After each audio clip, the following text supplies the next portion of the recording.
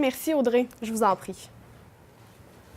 Vendredi dernier, Donald Trump a signé un décret qui interdit l'entrée aux États-Unis des habitants originaires de 7 pays à forte majorité musulmane. Les conséquences sont multiples, André-Philippe. C'est tout un dossier, Maya. Les pays touchés par l'interdiction du décret sont l'Iran, l'Irak, la Libye, la Somalie, le Soudan, la Syrie et le Yémen.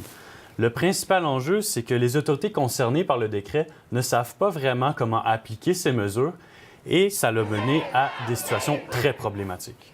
Et justement, parlez-nous de l'histoire de ces 2 Irakiens qui sont restés détenus à leur arrivée à New York. Oui, voilà. Donc, c'est probablement un des nombreux exemples les plus poignants dans cette situation chaotique.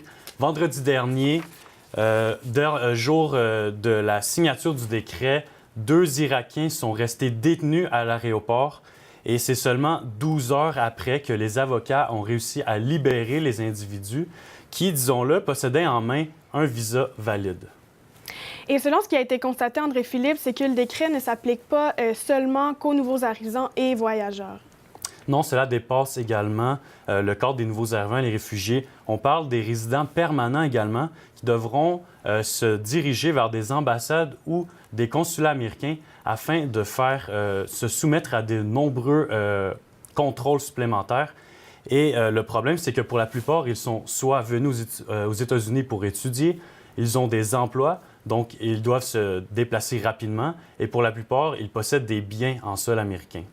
Alors, inutile de vous dire, Maya, que c'est une situation très problématique qui cause une onde de choc partout dans le monde. Merci, André-Philippe. Je vous en prie.